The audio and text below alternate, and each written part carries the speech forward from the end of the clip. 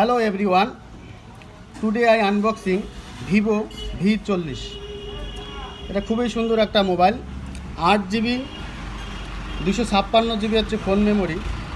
তো আমি এটাকে আনবক্সিং করছি।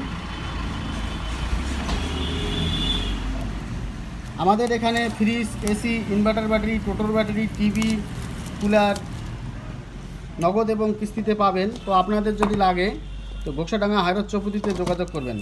খুব সুন্দর একটা লুক।